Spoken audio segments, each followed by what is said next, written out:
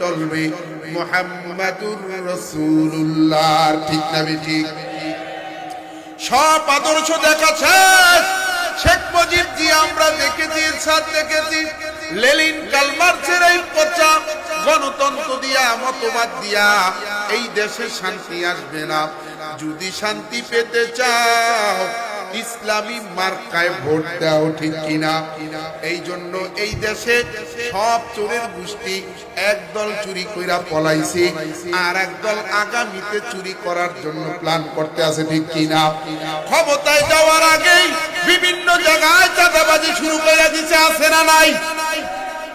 এই জন্য বুঝা শুই না কাজ করতে হবে। যাদের ভিতর আমার নবীর আদর্শ নাই, ওই ব্যক্তি যদি আমার বাপও হয়, এমন বাপ আমি চাই না। সে আমার বাপ থাকবে, কিন্তু সে নির্বাচনে দাঁড়াইলে আমি সাপোর্ট করতে পারি না। ঠিক কিনা? যার ভিতর ইসলাম নাই, যার ভিতর ইসলাম নাই, দ্বীন নাই, সে যদি আমার ভাইও হয়, আমার মাও হয়, তাকে আমি সাপোর্ট করতে পারি না। যার ভিতর দ্বীন ইসলাম আছে, দ্বীন আছে, সে যদি আমার অঞ্চলের নাও হয়, মদিনাওয়ালার ইসলাম নিয়ে যে আসবে, আমরা পঙ্গপালের মতন তার পিছে ছুটে যাব। ঠিক কিনা? এই জন্য আদর্শ চলবে একটা, আমাদের পোস্ট অফিস মদিনা, আমাদের পাওয়ার হাউস মদিনা, ওখান থেকে যেইটা সাপ্লাই হয় এই বাংলার ৯২% মুসলমানের দেশে, ওই মদিনার পোস্ট অফিস থেকে যে আদর্শ সাপ্লাই হয়, ওইটা আগামী বাংলাদেশে বাস্তবায়ন করতে হবে। কারা কারা রাজি আছো হাত জাগাইয়া আল্লাহু আকবার কইয়া দেখাও। নারায়ে তাকবীর। ভাইরা আমার, বাবাজিরা আমার, তোমার আমার নবীর আদর্শ ছাড়া কোনো আদর্শ মানি না। এ যুবক, যদি বলো হুজুর নবীর আদর্শ ছাড়া অন্য আরো ভালো আদর্শ আছে, আমি আজকেই তওবা করব, মদিনার গান আর গাইব না, নবীজির সুন্নাতের দাওয়াত আর দেব না। অন্য ভালো কোন আদর্শ যদি দেখাইতে পারো, ওই আদর্শ গ্রহণ করব। বলো আসেনি? আসেনি? আমার আল্লাহ বলেন, লাকাদ কানা লাকুম ফি রাসূলিল্লাহি উসওয়াতুন হাসানাহ। আমার আল্লাহ বলেন, ও দুনিয়ার মানুষ, ও আমার বান্দা বান্দি, আমি তোদেরকে দুনিয়ায় পাঠাইছি, দুনিয়ায় কেমনে চলবি একটা আদর্শ পাঠাইছি, দুনিয়ায় কেমনে চলবি একটা নমুনা পাঠাই দিলাম। আমার নবী, আমার নবীর দিকে তাকা। আমার নবীর জীবনীর মধ্যে, আমার নবীর মধ্যে আছে তোদের জন্য উত্তম আদর্শ। আমার নবীর দিকে তাকা, রাষ্ট্র কেমনে পরিচালনা করবি পাইয়া যাবে। এজন্য মদিনা থেকে যেইটা সাপ্লাই হয়, মুসলমানের বাচ্চা ওইটা ছাড়া অন্যটা মানতে পারে না। ঠিক না বেঠি? এজন্য আদর্শ চলবে আমার নবীর। আমরা জিয়া এবং মুজিবের আদর্শ দেখছি, এবার আদর্শ একটাই, মদিনার আদর্শ, মুহাম্মাদুর রাসূলুল্লাহ সাল্লাল্লাহু আলাইহি ওয়াসাল্লাম। ঠিক না বেঠি?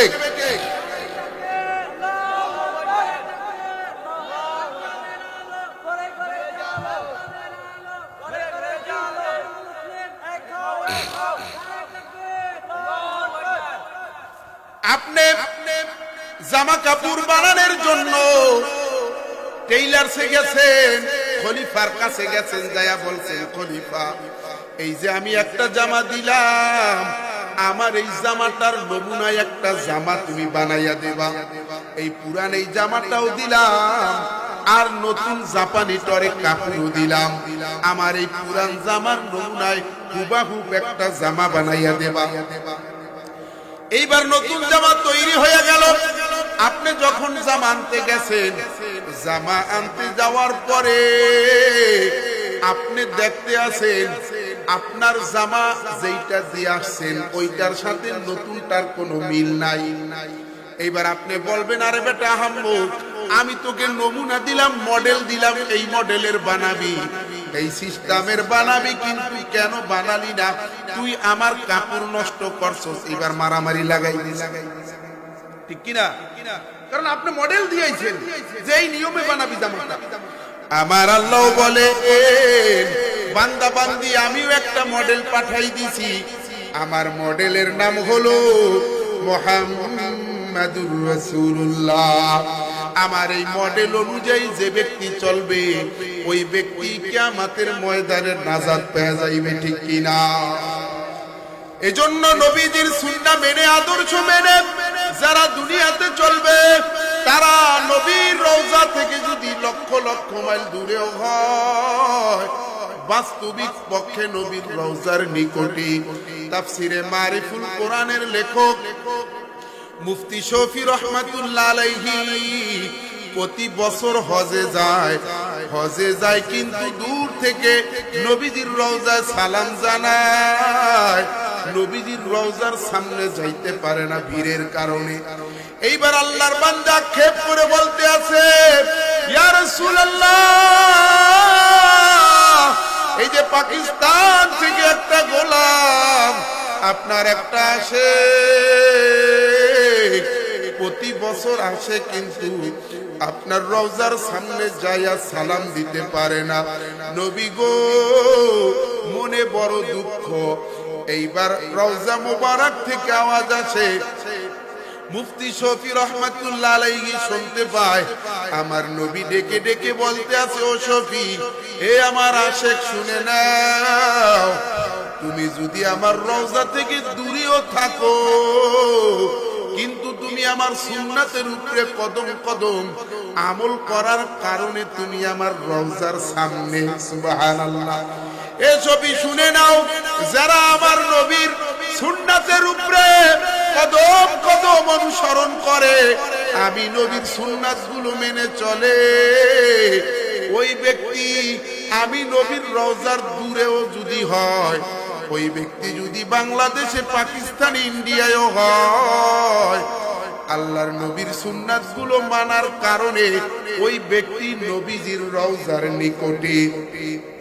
আর যেই ব্যক্তি নবীজির সুন্নাহ মানে না, তরিকা মানে না, ওই ব্যক্তি টাকার জোরে প্রতি বছর বছর হজে যাইতে পারে, উমরায় যাইতে পারে, কিন্তু ওই ব্যক্তি নবীজির রওজার কাছে থাকার পরেও বাস্তবিক পক্ষে নবীজির রওজা থেকে হাজার হাজার লক্ষ লক্ষ মাইল দূরে, ঠিক কিনা?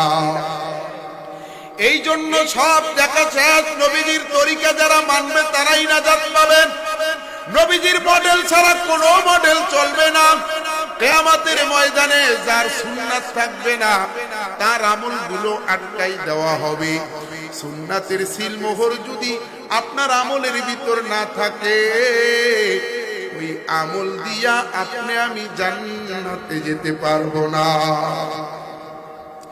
এজন্য ভাইরা আমার, বাবাজিরা আমার, যেটা বলতেছিলাম, আমরা দুনিয়াতে যতদিন বেঁচে থাকবো মালিকের ইবাদত করব। আপনার আমার মালিক আপনাকে আমাকে দুনিয়াতে পাঠাইছেন ইবাদতের জন্য। এই জন্য এই দেহে প্রাণ আছে যতদিন ইবাদত হবে ততদিন। বলেন ইবাদত কতদিন? জীবন আছে যতদিন ইবাদত হবে। ওয়াবুদু রাব্বাকা হাত্তা ইয়াতিয়াকাল ইয়াকিন। আল্লাহু আকবার। আমার আল্লাহ বলেন, যতদিন জীবন আছে ততদিন ইবাদত আছে, জীবন নাই ইবাদত নাই।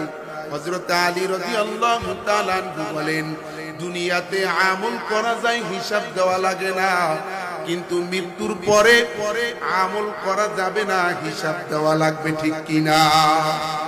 এই মৃত্যুর পরে আমল করা যাবে কিন্তু হিসাব দেওয়া লাগবে কিনা? এই জন্য এখন সুযোগ, এক মুহূর্ত অযথা ব্যয় করা যাবে যাবে